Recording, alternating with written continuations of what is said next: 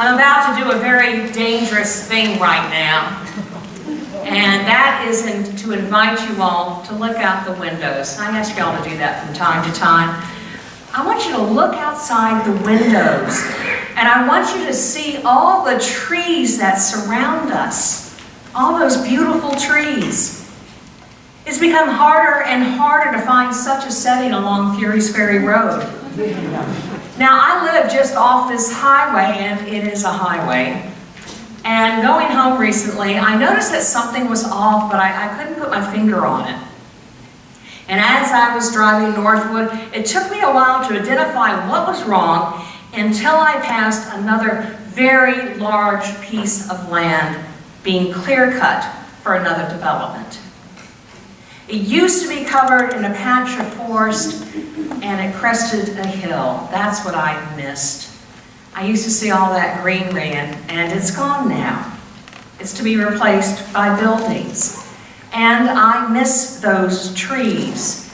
As someone who loves J.R.R. Tolkien and the Ents, I have this thing about trees and the living nature within the trees. So when they're gone, I miss them. Now, we at Holy Comforter, well, we're just as guilty as anyone, because when this church was built just about 10 years ago, it was clear-cut as well, but we tried very hard to incorporate nature. We were very attuned to what surrounded us. Tab Carter had the idea of planting these oak trees that you see along the entranceway. Trees that are going to be here a long time after you and I are gone. I remember when they were just saplings, and now they're beginning to reach adolescence. I think they've got their learner's permit now, but they'll keep growing and flourishing. I look at them and I see people like Tab's son Nathan. When I see those trees, I see something and someone who is growing strong and true. If you take a look around the front of our church, around our entryways, you'll see a lot of blooming annuals.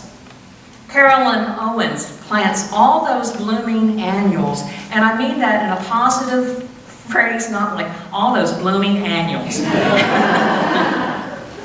I mean, thanks be to God, she plants these beautiful flowers for us that grace our property. And Carolyn once told me that in doing that, she feels closer to her mother, who's now in the full presence of Jesus.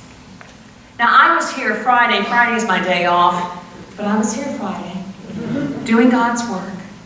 I was here in preparation for a workshop that we were hosting. So I went around and I watered all of those mums that Carolyn had set out. And because Carolyn had told me the story about her mother, what I saw were not just thirsty flowers. I saw and I felt her mother. Her mother. And I got to share a piece of Carolyn's heart in that action. And I got to share something else. The majesty of God, the Creator, the God who delights in these flowers and oaks, the God who loves the fact that we have a kid of foxes who live on our property, that we even have a rather large black snake, but he protects our property. I know I just heard some, they're good snakes, there are good snakes. We have deer that come along. I look around and I'm overwhelmed by the creative force that is God. And I am humbled by the greatness of God's creativity and my place in the universe. We have a reading today from Job, which is one of those books of the Bible that people try to avoid. It is a book that is both overwhelming and humbling. It deals with the big questions of life, like why bad things happen to good people, questions for which there are no answers this side of heaven. Now, to refresh your memory about Job, because you have read Job, right? It's right on your nightstand. I knew that. Job has lost everything that matters to a person. Job has lost his health, his children, his home. And his friends have urged him to curse God and die. And they have come up with all these explanations for what has happened to Job, and they offer him just empty comfort. Empty comfort. Surely Job has done something to deserve this, which is a terrible theology, which still haunts us today. But Job's an innocent man. He has not wronged God, and he will not curse God. But as you read Job, chapter after chapter in that book, his friends are trying to dig into Job's life to find some reason for this calamity. And finally, God has had enough of this worthless speculation. It would be like going down to the panhandle of Florida right now and sitting with people who have lost everything and trying to say, well, you must have lived a very bad life for God to have done this to you. Let's figure out what that was. No, that's not God. That is not the nature of God. And God has it up to here with Job's friends and this worthless speculation. So what does God do? God comes into the presence of Job and his friends. God is there. God is right there, right in the midst of them. And God does not answer their questions, but instead he has a series of questions of God's own. And God comes in the form of a whirlwind. Wrap your mind around that. God comes in the form of a whirlwind. And for this description, I want to go to Eugene Peterson's The Message. Why do you talk without knowing what you're talking about? Pull yourself together, up on your feet. I have some questions for you, and I want some straight answers. Where were you when I created the earth? Tell me, since you know so much. Who decided on its size? Certainly, you'll know that. Who came up with the blueprints and measurements? How was the foundation poured? And who set the cornerstone? While the morning stars sang in chorus and the angels shouted with praise. Have you ever ordered the morning up, get up, and told the dawn, get to work? Well, of course, Job has never done any of these things, and neither have you, and neither have I. And that's why I am overwhelmed by the presence of God. The God who made the whirlwind. The God who made those oaks and pines. The God who created these mums and even the pumpkins and squash. The God who created you and me. Such greatness and power for me are simply overwhelming. Which is why I am overwhelmed by Jesus. I am absolutely overwhelmed by Jesus. You see, Jesus gave up all of that greatness and all of that power to be with us as one of us. Not the God of the whirlwind, but the servant God. You've heard the voice of God in Job. Now I want you to hear the voice of God in Jesus. Jesus, who says, whoever wants to be great among you must be your servant. And whoever wishes to be first must be servant of all. For I came not to be served, but to serve. Or to quote Peterson again in The Message, you know that when people get a little power, how quickly it goes to their heads?